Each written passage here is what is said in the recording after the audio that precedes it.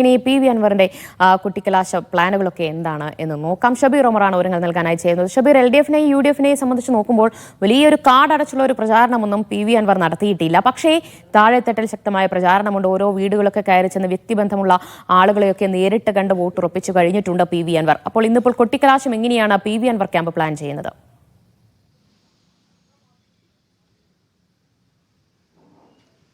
ദിവ്യ, കഴിഞ്ഞ ദിവസം കൊട്ടിക്കലാശത്തിനെത്താൻ പ്രവർത്തകർക്ക് നിർദ്ദേശം നൽകുന്ന വാട്സാപ്പ് സന്ദേശമൊക്കെ നേതൃത്വം നൽകിയിരുന്നു. എന്നാൽ പിന്നീട് പി വി അൻവർ രാത്രി വൈകി ഒരു ഫേസ്ബുക്ക് പോസ്റ്റ് പങ്കുവച്ചിരുന്നു. കൊട്ടിക്കലാശമില്ല എന്ന നിലയ്ക്കായിരുന്നു അദ്ദേഹത്തിൻ്റെ ആ നിലയ്ക്ക് അർത്ഥം വരുന്ന പോസ്റ്റായിരുന്നു അദ്ദേഹം പങ്കുവച്ചത്. പക്ഷേ പൂർണ്ണാർത്ഥത്തിൽ ഈ കൊട്ടിക്കലാശം ഒഴിവാക്കാൻ സാധ്യതയില്ല എന്നാണ് ഇന്ന് TMC നേതൃത്വം പറയുന്നത്. ചെറിയ രീതിയിൽ തന്നെ ആഘോഷ പരിപാടികൾ ഒഴിവാക്കി ഈ അനുവദിച്ചിട്ടുള്ള സ്ഥലമായ ചന്തക്കുന്ന് ബസ് സ്റ്റാൻഡിൽ പ്രവർത്തകർ ഒത്തുചേരും. ഒപ്പം തന്നെ പി വി അൻവർ അവിടേക്ക് എത്തും. പി വി അൻവർ എന്നിട്ട് ഫേസ്ബുക്ക് പോസ്റ്റിൽ നിർദ്ദേശിച്ചിരുന്നത് ആ സമയത്ത് കൊട്ടിക്കലാശം സമയത്തും പരമാവധി വീടുകൾ കയറി വോട്ടുറപ്പിക്കാൻ പ്രവർത്തകർ ശ്രദ്ധിക്കണമെന്നായിരുന്നു അദ്ദേഹത്തിൻ്റെ ഫേസ്ബുക്ക് പോസ്റ്റ്. ആ നിലയ്ക്ക് കൊട്ടിക്കലാശം ഒഴിവാക്കാമെന്നൊരു സന്ദേശം അതിലുണ്ടായിരുന്നു. എന്നാൽ ചില നേതാക്കൾക്ക് അതിൽ അതൃപ്തിയുണ്ട്. അപ്പോൾ അതുമായി ബന്ധപ്പെട്ട ചർച്ചകൾ പുരോഗമിക്കുന്നതേ ഉള്ളൂ. അല്പസമയത്തിനകം തന്നെ കൊട്ടിക്കലാശം ഏത് രീതിയിൽ നടത്തണമെന്ന് സംബന്ധിച്ച് അന്തിമ തീരുമാനമാകും. എന്തായാലും ഈ കൊട്ടിക്കലാശത്തിന് മുന്നോടിയായി നമുക്കറിയാം, കഴിഞ്ഞ ദിവസം യൂസുഫ് പത്താൻ പങ്കെടുത്ത ഒരു road show P V Anvar സംഘടിപ്പിച്ചിരുന്നു. നിലമ്പൂരിൽ നിന്ന് ആരംഭിച്ച്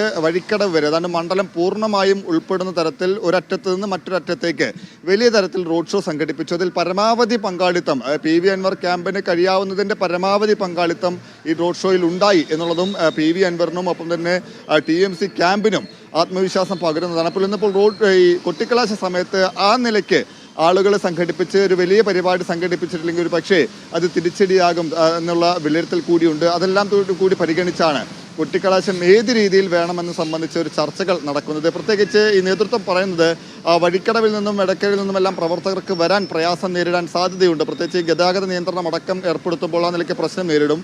ഒപ്പം തന്നെ പല രാഷ്ട്രീയ പാർട്ടിക്കാർക്കും പല മേഖലകളായി തിരിച്ചാണ് നൽകിയിരിക്കുന്നത്. അപ്പോൾ അതുമായി ബന്ധപ്പെട്ട് അതുവഴി കടന്നു വരാനുള്ള പ്രയാസങ്ങൾ ഉണ്ടാകും. അതെല്ലാം പരിഗണിച്ചാണ് ഈ കൊട്ടിക്കലാശം ഏത് രീതിയിൽ നടത്തണം എന്നത് സംബന്ധിച്ചൊരു പുനരാലോചന നടത്തുന്നത് എന്നാണ് നേതൃത്വം പറയുന്നത്. എന്തായാലും പി വി അൻവറിനെ സംബന്ധിച്ച് നമ്മൾ പ്രതീക്ഷിച്ചിരുന്ന ഒരു ക്യാമ്പയിനല്ല അദ്ദേഹം നടത്തിയിരുന്നത്. അല്ലെങ്കിൽ LDF-ഉം UDF-ഉം നടത്തിയിരുന്ന നാടൊട്ടുക്ക ഉള്ള ഒരു പ്രചാരണം, തുറന്ന വാഹനത്തിൽ നാടൊന്നാകെ സഞ്ചരിച്ച് രണ്ടാം ഘട്ടം മൂന്നാം ഘട്ടം ആ നിലയ്ക്കുള്ള പ്രചാരണമൊന്നും പി വി അൻവർ നടത്തിയിട്ടില്ല, നമ്മൾ കണ്ടിട്ടില്ല.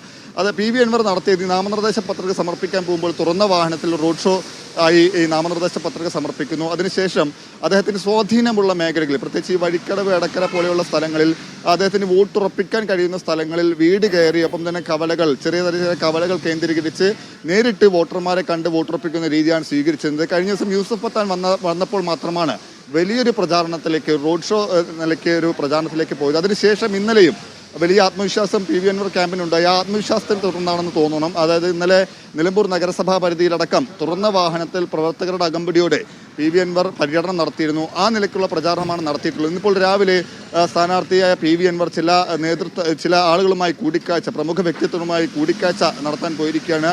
അദ്ദേഹം 10:30ക്ക് മാധ്യമങ്ങളെ കാണുമെന്ന് പറഞ്ഞിട്ടുണ്ട്. അതിലായിരിക്കും ഒരു പക്ഷേ ഈ കൊട്ടിക്കലാശം ഉണ്ടാകുമോ എന്നതിൽ അന്തിമ തീരുമാനം പറയുക. ഒപ്പം തന്നെ മറ്റെന്തെങ്കിലും ആരോപണമോ മറ്റെന്തെങ്കിലും വെളിപ്പെടുത്തലോ ഉണ്ടോ എന്നുള്ളതും വ്യക്തമല്ല. നേരത്തെ അദ്ദേഹം ചില കാര്യങ്ങൾ പറഞ്ഞിരുന്നു, ചില ചിത്രങ്ങൾ വീഡിയോകൾ പ്രദർശിപ്പിക്കുമെന്നെല്ലാം പറഞ്ഞിരുന്നു.